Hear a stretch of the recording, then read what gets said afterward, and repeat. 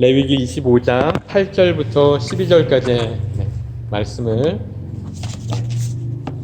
함께 한 목소리로 읽도록 하겠습니다. 시작. 너는 7 안식년을 계수할지니 이는 7년이 7번인즉 안식년 7곧 49년이라. 7째 달 열흘날은 속죄일이니 너는 뿔 나팔 소리를 내되 전국에서 뿔 나팔을 크게 불지며 너희는 50년째 해를 거룩하게 하여 그 땅에 있는 모든 주민을 위하여 자유를 공포하라. 이 해는 너희에게 희년이니 너희는 각각 자기의 소유지로 돌아가며 각각 자기의 가족으로 갈지며 그 50년째 해는 너희의 희년이니 너희는 파종하지 말며 스스로 난 것을 거두지 말며 가꾸지 아니한 포도를 거두지 말라. 이는 희년이니 너희에게 거룩함이니라. 너희는 밭의 소출을 먹는다. 아멘. 여러분, 레위기 큐티가 얼마 남지 않았습니다. 이제 25장 저희가 말씀을 보고 있고 또 26장, 27장까지 하면 이제 레위기 큐티가 끝이 나는데요. 여러분, 레위기가 분명히 어려운 부분들도 있지만 이렇게 알면 알아갈수록 정말 그 가운데서 하나님의 은혜가 있는 것 같고 또 우리가 정말 묵상하기 좋은 또 하나님께 더 나아갈 수 있는 그런 귀한 말씀인 것 같아서요. 남은 시간 가운데도 이 말씀들을 잘 묵상하시는 우리 성도님들 되시길 축복합니다. 여러분, 레위기 25장은 안식년과 희년에 대해서 이야기를 하고 있는 말씀이고요. 26장은 순종의 복과 또 불순종의 복, 그래서 너희가 순종하면 이렇게 되고 불순종하면 이렇게 된다, 이런 얘기들도 하고, 또 27장에 가면요, 이제 성경에 나와 있는 소제목들을 좀 보면은 거기에 보면 이제 서원 예물의 값, 처음 난 가축, 10분의 1은 여호와의 것, 이렇게 이제 세 가지가 적혀 있는데, 여러분, 이것은 결국 헌금에 대한 이야기를 하고 있는 말씀입니다. 그래서 실은 제가 26장과 27장에 대해서도 우리 성도님들과 나누고 싶은 말씀들이 조금 있었는데 그러면 좀 너무 길 것 같아서 오늘 시간이 오늘은 25장에 나와 있는 이 희년에 대한 이야기만 좀 집중해서 함께 보려고 합니다.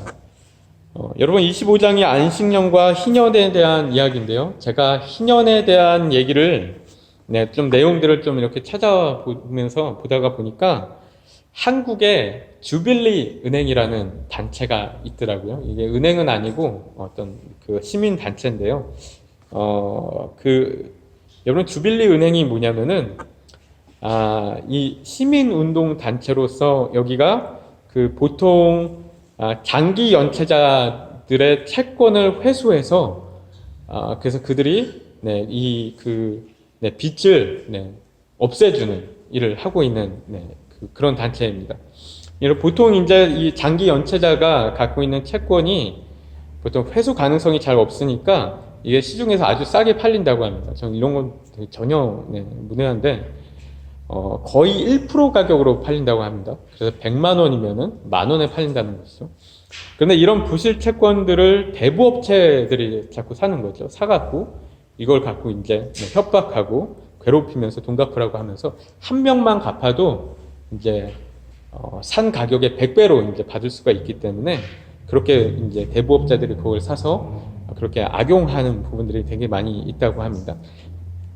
그래서 이런 주빌리 은행이라는 곳에서 이 부실 채권을 사갖고 채무자들을 구제하고 또 빚을 탕감해주는 어떤 그런 역할들을 하고 있는 건데요. 그래서 이 주빌리 은행이라는 곳에 모토가 있는데 바로 빚에서 빛으로라는 모토입니다. 되게 잘 지은 그런 말 같은데 제가 거기에 또 명예은행장이라는 분의 이제 인사말을 보니까 이렇게 적어놨더라고요. 돈보다 사람이 중요하기 때문이다, 이렇게 적어놨어요. 너무나 여기가 기독교 단체인지 모르겠지만 너무나 귀한 역할을 하고 있는 그런 단체라고 이제 생각이 들었는데요. 여러분, 그런데 여기서 주빌리 은행이라고 하는데 여기서 얘기하기는 주빌리라는 단어가 여러분 어떤 단어인지 아십니까? 여러분, 주빌리라는 말 많이 듣죠, 그렇죠? 이게 이제 바로 희년의 이제 영어 단어인데요. 희년을 이제 영어로 얘기할 때 주빌리라고 했는데, 그래서 이 주빌리 은행이라는 것도 이 희년의 컨셉을 따온 게 아닌가 이런 생각이 들었는데요. 여러분 25장의 안식년과 희년에 대한 이야기는요, 지금 거의 이 레위기의 하이라이트라고도 이제 볼 수 있을 법한 그런 말씀입니다. 여러분 이 말씀을 깊이 한번 이렇게 들여다보면요, 이 희년이라는 제도가 얼마나 특별하고 놀라운 제도인지, 이스라엘 그 나라 가운데 얼마나 놀라운 제도인지 여러분 우리가 느낄 수가 있는 부분들이 있는데요. 특히 이 희년이라는 제도는요, 이스라엘이라는 나라를 다른 이방 국가들과 분명하게 구별시켜 놓는, 거룩하게 구별시켜 놓는 그런 제도로 우리가 볼 수가 있습니다. 여러분 우선 안식년 같은 경우는 그 7년마다 한 번씩 쉼을 갖는 그런 해를 이야기하죠. 6년이라고 7년째째 땅을 쉬게 하는 거, 농사를 짓지 않는, 일을 하지 않는, 한 해 동안 그냥 농사를 짓지 않는 것이죠. 이 말씀은 4절과 5절 말씀 가운데 나오는데요. 우리가 4절, 5절 말씀 한번 읽어보겠습니다. 시작. 일곱째 해에는 그 땅이 쉬어 안식하게 할지니 여호와께 대한 안식이라. 너는 그 밭에 파종하거나 포도원을 가꾸지 말며 내가 거두은 후에 자라난 것을 거두지 말고 가꾸지 아니한 포도나무가 맺은 열매를 거두지 말라. 이는 땅의 안식년임이니라. 아멘. 여러분 그래서 여기 보니까 이때는 심지도 말고 거두지도 말라 그렇게 이야기를 하고 있죠. 다만 그 가운데서 저절로 나는 열매들이나 곡식들이 있으면, 그러니까 이제 뭐 파종하고 그런 거 외에 그냥 알아서 이제 자란 것들이 있으면은 그런 것들을 추수하면 안 되고, 추수하는 거는 안 되고, 다만 남겨둬서 다 같이 먹을 수 있게 하라는 것이죠. 그래서 이스라엘 백성들이나 이스라엘 백성들의 종들이나 또 방문자들이나 이런 사람들이 모두 다 편하게 나눠 먹을 수 있게 하라고 한 게 이제 이 안식년인데요. 여러분 우리가 보면 알 수 있지만요, 이게 안식일의 연장선상에 있는 어떤 절기로 우리가 볼 수 있는데요. 여러분 안식일의 의미에 대해서 지난번에 한번 말씀드렸는데, 여러분 이 안식일이라는 것은 하나님에 대한 믿음이 없으면 순종할 수 없는 그런 그 날이죠. 근데 안식년이라는 것은 훨씬 더 그럴 수 있는 부분이 있는 것을 우리가 생각할 수 있을 텐데요. 근데 이런 안식년이 7번 돌고 난 후에, 그러니까 안식년 7년 돌고 또 7년 돌고 해서 총 49년이 지난 후에는 이제 희년이다, 주빌리다라고 얘기를 하고 있는 건데요. 여러분 이 희년이라는 것은 49년째라는 주장도 있고요. 그 49년이 지난 그 다음해인 50년째라는 주장도 있습니다. 제가 볼 때는 49년째 안식년을 이 희년이라고 얘기하는 게 아닐까 하고 저는 이제 그렇게 좀 이해가 됐는데, 그래서 이 희년을 다른 말로 하면 대안식년이라고도 이야기를 하는 부분들이 있습니다. 여러분 이 희년은 속죄일의 대제사장이 순양의 뿔로 만들어진 나팔을 부는 걸로 이제 시작이 됩니다. 레위기 25장 9절 말씀을 보면요, 이렇게 얘기하죠. 일곱째 달 열흘날은 속죄일이니, 그래서 7월 10일 속죄일에 너는 뿔나팔 소리를 내되 전국에서 뿔나팔을 크게 불지며, 그럽니다. 모든 지역에서 뿔나팔을 크게 불어라 그런 거죠. 그래서 속죄일을 기점으로 이제 이스라엘 전역에서 뿔나팔을 크게 불면서 이제 희년이 시작이 되는 것입니다. 여러분 제가 이전에 뿔나팔을 부는 것을 뉴질랜드에서 한번 들어본 적이 있었는데요. 예전에 기독교인들 이제 집회하는데 한번 갔더니 웰링턴 비하이브 팔리아먼트 건물 광장에서 이렇게 집회를 하는데 뿔나팔들을 많이 갖고 와서 이렇게 불더라고요. 근데 그 소리가 되게 크고 임팩트가 있었습니다. 막 뿌하고 부는데 되게 임팩트가 있어 막 가슴이 울려오더라고요. 그리고 되게 이제 멋지다고 생각했는데, 이런 의식으로 해서 이제 희년이 이렇게 막 시작이 되는 거죠. 여러분 이 희년에는 어떤 일이 벌어졌냐면요, 첫 번째로는 안식년하고 마찬가지로 이제 땅을 쉬게 했고, 그러니까 일을 하지 않았고요. 이게 11절, 12절 말씀 가운데 나와 있고요. 그리고 그 다음에 모든 빚진 것을 탕감해주고, 그렇죠? 모든 빚진 것을 탕감해주고, 그리고 세 번째로는 땅의 소유권을 원래 주인에게 돌려주고, 그 땅을 팔았다가도 이제 희년이 되면은 팔았던 사람에게 다시 돌려주는, 이게 23절부터 28절까지 나와 있고요. 그리고 또한 특히 종들 같은 경우는 자신들의 가족의 품으로 돌아갈 수 있게 하는, 그 종이 되었다가도 희년이 되면은 이제 종의 신분에서 해방이 되어서 자기의 그 고향으로 돌아가는, 가족 품으로 돌아가는 그런 일들을 하나님께서 명하신 것이죠. 여러분, 그래서 이스라엘 백성이 어떤 빚을 졌어도 다 탕감해 주는 것. 그리고 때로는 가난하고 궁핍해서 어쩔 수 없이 팔아버렸던 땅이 있고 또 자신의 집이 있고 그러면은 그걸 또다시 돌려주고, 또 종으로 팔려갔던 사람들이 있으면 가족의 품으로 돌아가게 하고, 이게 실은 이제 주된 어떤 메인 타겟들은 가난한 자들을 많이 이제 타겟으로, 그 대상으로 이런 일들을 행했던 것인데요. 여러분, 이 말씀을 좀 생각해 보면은, 야, 이게 참 놀라운 말씀 아닌가? 하나님의 놀라운 명령 아닌가? 하나님께서 이런 것을 명하셨다니 좀 대단하지 않은가, 이런 생각이 들었는데요. 50년마다 인생을 리셋해 주는 거예요. 그렇죠? 얼마나 좋겠어요? 50년마다 인생을 리셋해 주는 거. 네. 이제 모든 것을 리셋은 아니죠. 결혼은 물을 수 없습니다. 모든 것은 아니지만, 여러분, 그동안 실수하고 실패하고 그래서 궁핍해지고 어려워지고 여러 가지 문제들이 있었어도 희년만 되면은 다시 시작할 수 있는 거예요. 그렇죠? 참 놀라운 날을 하나님께서 명하신 거죠. 여러분, 속죄일도 그런 의미가 좀 있었죠. 속죄일도 모든 것을 이제 죄를 용서해주고 또 다시 시작해라고 할 수 있는 그런 날이 속죄일인데, 여러분, 이 희년은 속죄일과 또한 안식일이나 안식년의 확장판이라고 또 우리가 볼 수가 있을 것입니다. 여러분, 그래서 이런 의미에서 이 날을 이제 우리 한국 성경에서는 희년이라고 하는 거죠. 희년. 너무나 기쁜 날이고 기쁨이 충만한 날이고 그런 것인데, 제가 기쁠 희자를 쓴 줄 알았습니다. 근데 알고 보니까 복희자를 쓰더라고요. 근데 복희자에도 이게 그 보일 십자하고 기쁠 희자가 합쳐져서 만들어져 있는 그런 복희자를 쓰더라고요.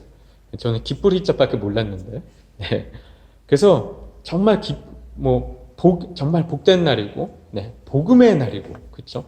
기쁨의 날인 것을 우리가 알 수 있는데, 여러분, 제가 이 말씀을 보면서 좀 묵상됐던 부분 중에 하나가, 여러분, 특히 종들이 가정으로 돌아가는 그 모습을 좀 상상해 볼 때, 종들이 종으로 묶여있던 그런 신분에서 이렇게 이제 자기 소유지로 돌아간다고 하거든요. 10절 말씀에 보면은 자유를 공포하라 그래요. 모든 주민을 위하여 자유를 공포하라. 이에는 너희의 희년이니 각각 자기의 소유지로 돌아가며 각각 자기의 가족으로 돌아가, 이렇게 얘기합니다. 그래서 소유지는 고향 땅 얘기하는 거예요. 고향 땅. 그래서 종이 되었던 이들이 고향으로 돌아가, 그리고 따뜻한 가족품으로 돌아가는, 이럴 때 얼마나 정말 기쁠까? 얼마나 보고 싶었고, 그쵸? 이때는 전화도 안 되고 영상통화도 안 되고, 그런데 얼마나 정말 기쁨이 넘치는 그런 시간이었을까? 이 표정도 막 상상이 가는 거죠. 이런 어떤 기쁨의 날인 것이죠. 여러분, 그런데 실은 이 희년이라는 단어는 한국에서 이제 번역한 단어고요. 영어로는 주빌리라고 하는데, 주빌리라는 단어는 히브리어인 요벨에서 나왔다고 합니다. 그래서 원래 희년이 히브리어에서는 요벨이라고 하고, 또한 요벨의 해라고 부른다고 합니다. 요벨이나 요벨의 해라고 부르는데, 요벨은 뭐냐면요, 순양을 얘기하는 겁니다. 순양. 그래서 그 속죄일 희년이 시작할 때 순양의 뿔로 만든 나팔을 불었다고 하잖아요. 그렇기 때문에 이제 거기서 따와서 순양이라고 한 건데, 여러분, 그런데 순양이 의미하는 상징하는 바가 있잖아요, 그렇죠? 우리가 항상 생각하는 순양 무엇입니까? 예수님 얘기하는 거예요, 예수님, 그렇죠? 교회에서 뭘 질문하든 거의 90%는 답이 항상 예수님인데요. 여러분, 그래서 희년은 알고 보면은 예수님의 날인 것입니다. 그렇죠? 예수님의 날, 복된 날, 복음의 날, 기쁨의 날, 기쁜 소식을 듣는 날이고 예수님의 날인 것인 거죠. 여러분, 그래서 이 안식일 속죄일의 확장판이 안식년과 희년이라면, 여러분 그 완성판은 바로 예수 그리스도의 날이 예수 그리스도가 완성판인 것이죠. 여러분 우리가 그 누가복음 4장에서 그 내용을 볼 수가 있는데요. 누가복음 4장 18절부터 21절까지 말씀 한번 함께 읽겠습니다. 시작. 주의 성령이 내게 임하셨으니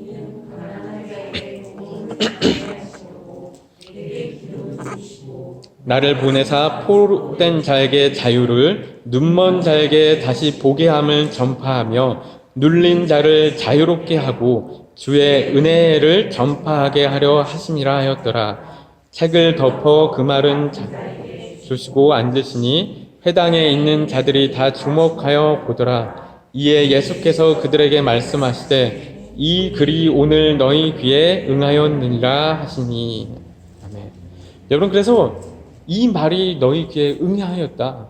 지금 이사야서의 말씀을 이제 인용하신 건데 이사야가 얘기했던 이 얘기가 바로 희년을 빗대어서 얘기했던 거죠. 그래서 복음이 전파되면은 포로된 자에게 자유를, 눌린 자를 자유롭게 하고 그런 하나님의 은혜를 선포하게 하려 합니다. 이게 예수 그리스도께서 오심으로 그 성취되었다 이런 이야기를 하고 있는 것인데 여러분 이게 이사야에서나 누가복음에서나 이 날을 은혜의 날이다라고 얘기하고 있는 것 또한 볼 수가 있습니다. 여러분 그래서 희년이라는 것은 신약적으로 보면 신약 이후로 보면은 이미 우리에게 임한 날이고 그렇죠? 우리에게 임한 그런 날이고 그리고 우리가 이후에 마지막 날에 더 크게 더 온전하게 완전하게 누릴 수 있는 날이 이 희년인 것인데요. 여러분 우리가 지금 주어진 희년을 누리고 좀 우리에게 다가올 희년을 기대했으면 좋겠다는 생각이 들었습니다. 제가 묵상하면서 개인적으로 그런 생각이 들었는데 내가 내게 주어진 희년을 정말 누려야지 그리고 기대해야지 희년으로 생각하면서 또 생각하니까 정말 더 새롭게 느껴지고 하는 부분들이 있었는데요. 여러분 그렇다면 우리가 누릴 수 있는 희년이라는 건 무엇인가? 희년이라는 건 무엇인가 좀 보면요. 여러분 희년에는 이렇게 네 가지가 네 가지를 명하셨습니다. 한 가지는 안식하는 것이었고 그래서 일하지 않는 것이었고 두 번째는 빚을 탕감하는 것이었고 세 번째는 땅을 돌려주는 것이었고 네 번째는 종되었던 이들 자유케 하는 이제 이렇게 네 가지였는데요. 여러분 우리 또한 너무나 동일하게 누려지는 영적인 차원에서 누려지는 것들이 있는 것이죠. 그래서 그리스도 안에서 우리가 평안을 누리고 안식을 누리고 우리가 죄의 빚을 탕감받게 되고 또 하나님 나라를 기업으로 받게 되고 죄의 종의 모습에서 자유케 되는 어떤 부분들이 동일하게 네 가지가 있는 부분들이 있는 것이죠. 여러분 그래서 우리가 이 진리를 알아가면 알아갈수록 이런 어떤 예수님께서 우리 가운데 행하신 어떤 일들을 알아가면 알아갈수록 우리 삶 가운데 누려지는 희년이 있는 것입니다. 그렇죠? 죄에서 자유하다는 게 얼마나 기쁜 일인 것인지. 그렇죠? 예전에 한번 말씀드렸죠. 이 성경이란 건 점진적인 개시를 한다고. 여러분 우리가 지금 누리고 있는 게 실은 구약에서의 어떤 차원보다 훨씬 큰 거라는 것이죠. 훨씬 어떤 기뻐할 만한 그런 일. 근데 우리는 구약의 거를 더 원하죠. 내 빚을 좀 탕감해주고 모기질 좀 갚아주시고 이런 걸 더 원할 텐데 그렇지 않다라는 거죠. 그렇죠? 이게 우리가 죄에서 자유케 된다라는 거, 우리가 하나님 나라를 기업으로 받았다는 게 여러분 이게 얼마나 큰 것인지 우리가 알아가면 알아갈수록 이 기쁨을 누려나가게 된다는 것인데요. 여러분 우리의 삶에 많은 문제들이 있는데 뭐 돈의 문제, 인간관계의 문제, 또 노동의 문제, 또한 내 안에 죄악과의 끊임없는 어떤 그런 스트러글과 싸움들, 또 이런 어떤 어려움들 가운데 자유케 되는, 해방되어지는 그런 어떤 희년을 누리고 또 그런 희년을 기다리는 그런 마음으로 우리가 살아갔으면 좋겠는 것이죠. 여러분 이 희년을 또 다른 차원에서 좀 말씀을 드리면요. 여러분 이 희년이라는 시스템은요. 이스라엘이란 국가의 사회 시스템으로 하나님께서 주신 것이죠. 너희가 살아갈 한 체제야라고 이제 말씀해 주신 건데 이 이문식 목사님이란 분이 계신데 이 목사님의 설명을 들으니까 이 희년을 설명한 부분이 되게 이제 마음에 와닿는 부분이 있었던 것이요. 여러분 이 희년법이라는 것은 자유주의와 사회주의의 적절한 조합이라는 거예요. 그래서 이스라엘 백성들은 49년 동안은 자유주의 시장 가운데서 자유롭게 경쟁하며 살아갑니다. 그렇죠?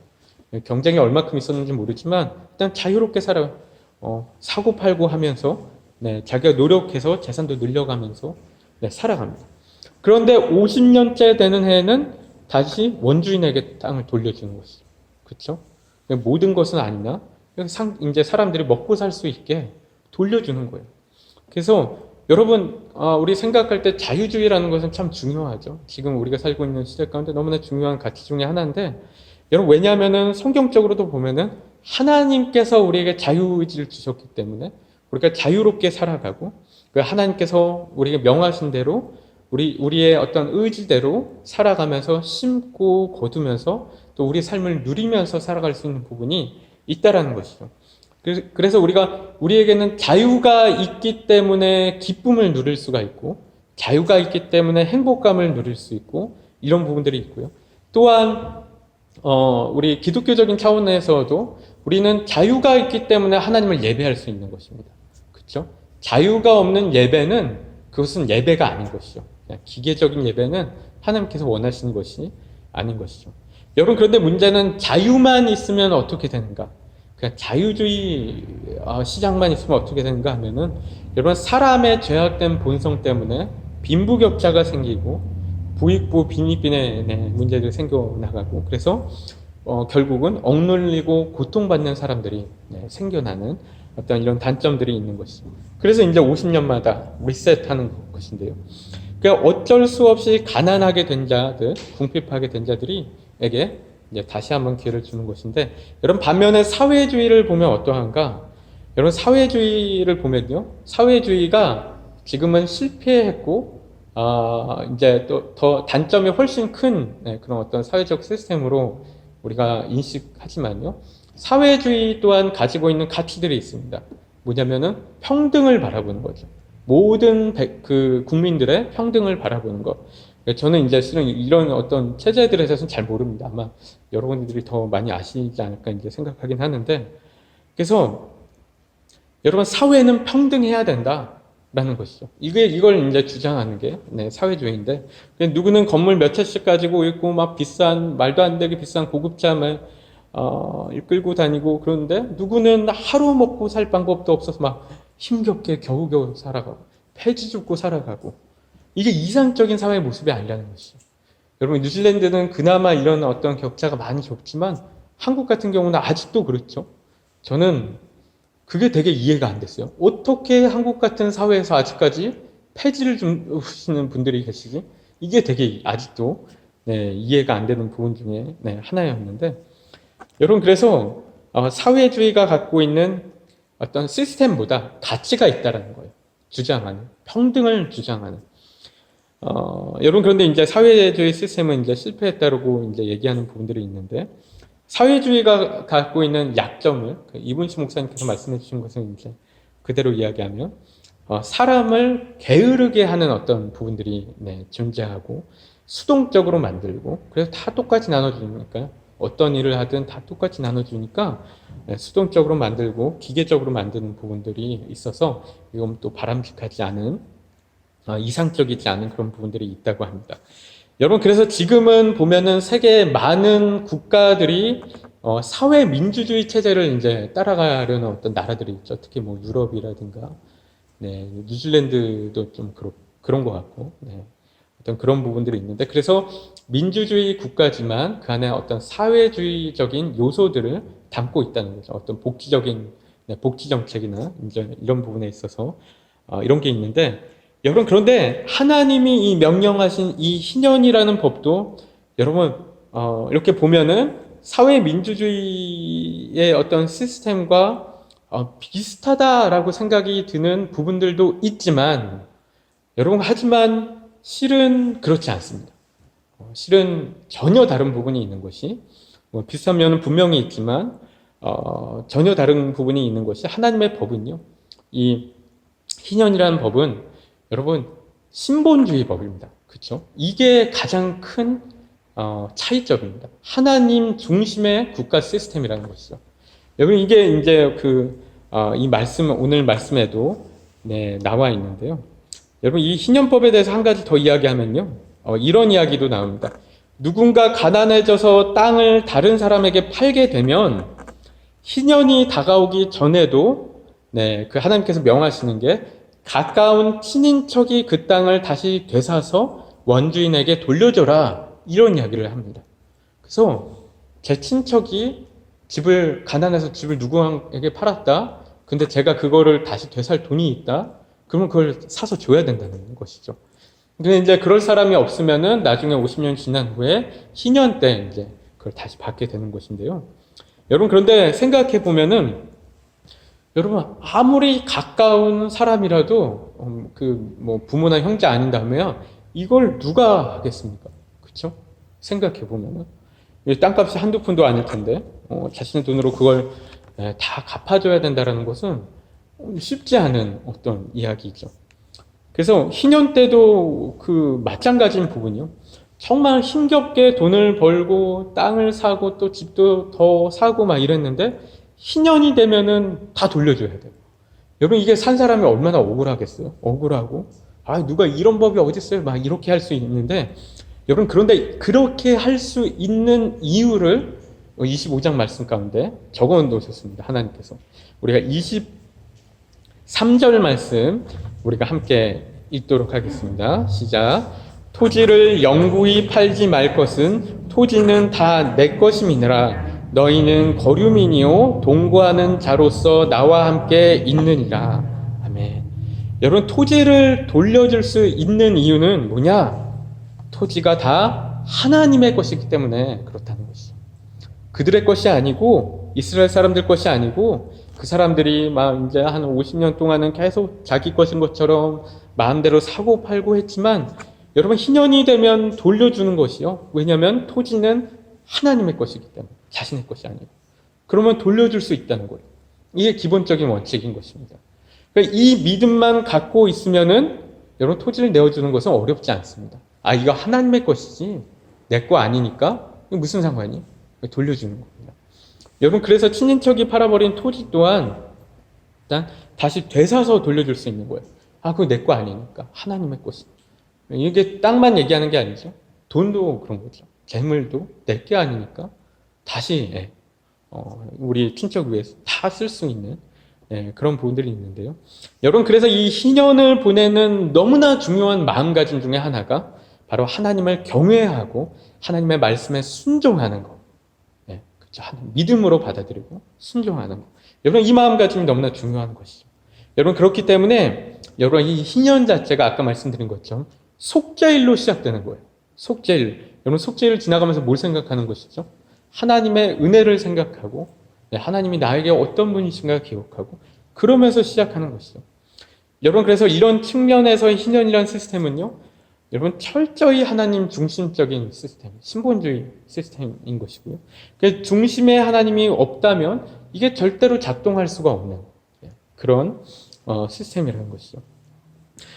여러분 그 안타까운 사실은 이제 역사학자들의 얘기로는 이 희년 시스템이 아마 이스라엘에서 한 번도 제대로 지켜진 적이 없을 것이나 이제 이런 이야기를 하더라고요. 그래서 이제 그런 부분들이 이제 안타까운 면들이 있는데.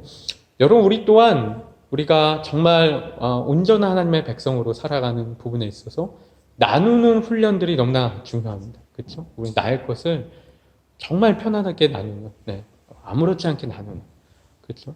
여러분 저도 이제 한 번씩 누군가에게 좀 이렇게 선물한다든가 후원한다든가 이런 생각을 할 때가 있는데 마음을 먹고 다음 날이 되면 또 막 이렇게 흔들리는 저희 자신을 좀 액수를 줄일까 이런 생각도 하게 될 때가 있고 막 그런데 여러분 그럴 때마다 이 생각을 한 번씩 합니다. 이거 내 돈 아니지, 내 돈 아니야. 그 생각하면은 그래도 조금 이제 편하게 좀 더 수월하게 기쁘게 나눌 수 있는 부분들이 생기는 것 같은데요. 여러분, 하나님의 것을 하나님 뜻대로 사용하는 것. 여러분, 그 믿음과 그렇게 우리가 하나님을 경외하는 마음 가운데 가는 부분이 중요한 것인데요. 여러분, 그런데 이 희년을 보내는 또 다른 마음가짐이 한 가지 있는데, 그것은 바로 여러분 안식일과 마찬가지지만 하나님을 신뢰하는 것, 하나님을 믿고 신뢰하는 것인데요. 여러분, 희년은 생각해 보면은 이 7년째인 안식년에도 경작을 하면 안 되고, 또 그 다음해인 8년째인 희년에도 경작을 하지 않습니다. 그러면 그 다음해인 9년째도 추수를 할 거는 없습니다. 그렇죠? 그러니까 3년 동안 이걸 뭘 거둬들일 수 있는 게 없는 거예요.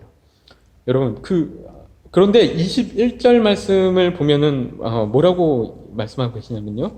우리가 21절 말씀 함께 읽겠습니다. 시작. 내가 명령하여 여섯째 해에 내 복을 너희에게 주어 그 소출이 3년 동안 쓰기에 족하게 하리라. 여러분, 하나님께서 약속해주고 계신 거예요. 너희가 그렇게 희년을 보낼 거지만 걱정하지 마. 내가 3년 동안 먹고 충분히 누릴 수 있는 것들을 6년째에 다 줄 거야. 이 말씀하고 계십니다. 그럼 이스라엘 백성에게 중요한 건 이 하나님의 약속, 이거를 믿고 신뢰하고 가는 거예요. 그렇죠? 가는 거죠. 그러면은 충분히 이제 하는 말씀대로 풍성하게 누릴 수 있는 것이죠. 여러분, 우리가 이미 희년을 맞이한 사람들이라고 했습니다. 그렇죠? 우리 희년을 맞이한 사람들이에요. 그럼 우리가 성령의 인도하심을 받는 하나님의 자녀들입니다. 그렇죠? 하나님의 그 인도하심을 받지 않으면 하나님의 자녀가 아니라고 했습니다. 여러분, 그럼 우리에게 주어진 희년을 살아가는 방법은 이 하나님의 약속을 믿는 것, 신뢰하는 것. 여러분, 아브라함이 그 고향 땅을 갈대아 우르를 떠날 수 있었던 이유도 그 믿음 때문에, 하나님을 신뢰했기 때문이라고 하는데, 이 믿음으로 나아가는 것, 그러면서 기뻐하고 희년의 정신처럼 기뻐하면서 만족하면서 기쁨으로 나누면서 살아가는 게 우리 그리스도인들의 모습이라는 것이죠. 우리 그 노슈 한인교회 우리 모든 성도님들이 여러분, 우리가 이런 믿음으로 살아갔으면 좋겠고, 이런 믿음으로 우리에게 주어진 희년을 누리고 또 우리에게 다가올 그 놀라운 희년을 기대하며 그렇게 우리가 희년의 정신으로 또 주빌리 정신으로 이렇게 베풀며 살아가시는 우리 성도님들 되시기를 축복합니다.